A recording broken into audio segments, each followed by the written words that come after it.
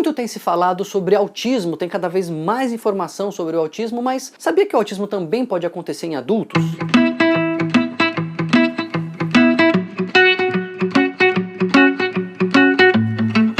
Na verdade, o autismo não acontece quando a pessoa está adulta. O autismo acontece e a pessoa torna-se um adulto com autismo. Antes de eu explicar o que é isso, só lembra de se inscrever aqui no canal, de acionar os alertas aí, para você não perder quando tem vídeo novo, que sempre tem vídeo novo sobre temas diferentes. Esse aqui foi uma sugestão do Oswaldo Ferreira. Faz tempo que ele me pede para falar, Daniel, fala sobre o Asperger, fala sobre o transtorno do espectro autista no adulto. Na verdade, a síndrome de Asperger, hoje, ela foi incluída nas classificações dentro do que a gente chama de transtorno do espectro autista. O que é isso, né?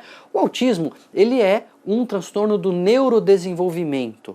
Então, por isso que eu falei, a pessoa não fica autista na idade adulta, mas é uma forma do desenvolvimento neuronal do sistema nervoso central que a pessoa vai se desenvolvendo com algumas deficiências, com algumas coisas diferentes. Quais são os principais sintomas do autismo, né, desse espectro do autismo? A pessoa pode ter dificuldade socioemocional, então ela tem aquela complicação para ela de pegar as pistas do relacionamento, ironias e etc. Ela pode ter dificuldade de comunicação, verbal e não verbal, e também dificuldade no próprio relacionamento. Essas outras deficiências acabam impactando na forma como que ela lida com seus relacionamentos. Além disso, tem sintomas mais específicos, como às vezes estereotipias motoras, né? A pessoa fica com movimentos repetidos, às vezes interesses fixos, a pessoa se torna obsessiva por determinado tema e só quer falar daquilo. E uma coisa que é comum também é aquela hiperreatividade, né? Lugares barulhentos, lugares com muitas pessoas. O paciente com transtorno do espectro autista, ele pode ficar muito sensível, aquilo é uma sobrecarga sensorial para ele, ele pode ficar agitado, pode ficar se sentindo mal. Por que a gente fala de um espectro? O espectro não é só uma questão de gravidade, de um caso leve para um caso grave. Também é uma questão de diferentes apresentações. Tem gente que vai ter mais dificuldade socioemocional, tem gente que vai ter mais dificuldade de linguagem, tem gente que vai ter estereotipia, tem gente que não vai ter estereotipia. Alguns vão ser mais obcecados ali por um interesse fixo, só querem falar daquilo, outros não. Enfim, isso vai variar, por isso que a gente fala de um espectro, né? Que nem o espectro das cores. Cada pessoa é diferente, cada paciente é um. E a gente precisa entendê-lo na sua particularidade. A síndrome de Asperger, ela hoje está incluída no espectro autista como um quadro em que não existe deficiência intelectual, então a inteligência é preservada, e também não existe dificuldade de linguagem propriamente dito. O marcante nas pessoas que estão nessa região aí do espectro, do que antes era chamado de Asperger, é que elas têm essa dificuldade na reciprocidade socioemocional. Então, entrar em sintonia emocional e afetiva com o outro, para eles não é tão automático.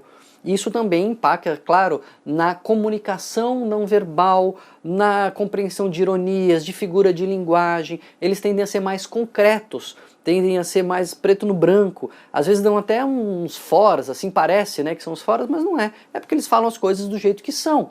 Não tem muita figura de linguagem nesse sentido. Os adultos que têm Asperger, né, ou então que estão nessa região do espectro, eles normalmente desenvolveram estratégias para compensar isso. Né, aprendem que assim é sorriso, então a pessoa está feliz, que assim é bravo, então a pessoa já não está muito para conversa.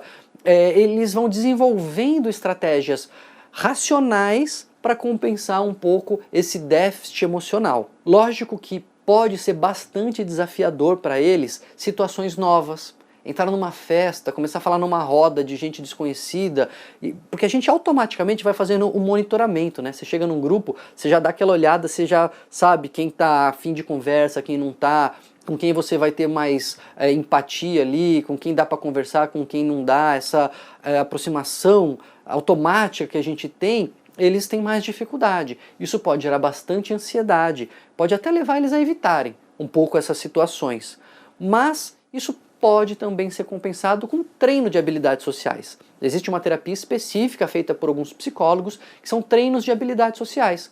Vai ensinar as pessoas com o espectro autista a reconhecer esses sinais, como interpretá-los e como devolver, né? O que dizer para alguém que está feliz, o que dizer para alguém que está triste, enfim, como melhorar essa interação socioemocional, apesar da sua dificuldade. Porque como eles não têm problema de inteligência, eles são muito capazes de criar essas estratégias alternativas. Por exemplo, não é intuitivo para eles olhar nos olhos, né? Eles tendem a desviar, a não conversar assim nesse tete a tete, e eles são ensinados, olha, quando estiver conversando, olhe para a pessoa. Não fique encarando, mas também não deixe de olhar. Então, com o tempo, essas coisas que a gente faz e nem sabe o que está fazendo, né, a gente faz de forma intuitiva, eles não têm intuitivo. Então, um psicólogo traz isso para a consciência, primeiro que o psicólogo precisa saber, né? A gente nem sabe muitas vezes explicar o quanto tempo a gente olha e o quanto tempo a gente desvia o olhar num diálogo normal.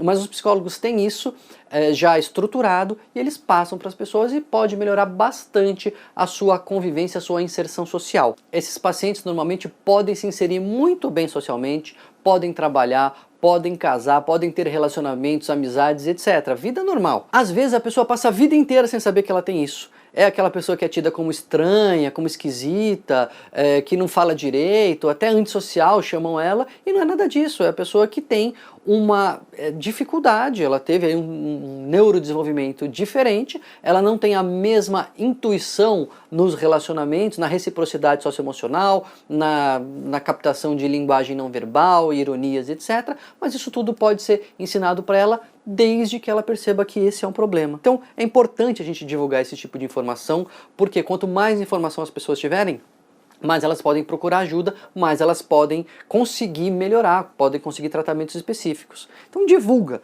manda esse vídeo para quem você puder, divulga essa informação, porque muita gente pode ser ajudada por ele. E não esquece de passear aqui pelo canal, porque tem outros temas interessantes. A gente já falou de dislexia, a gente já falou de desenvolvimento infantil, vale a pena ver os outros temas que a gente tem sobre isso e levar informação para o maior número de pessoas que a gente puder.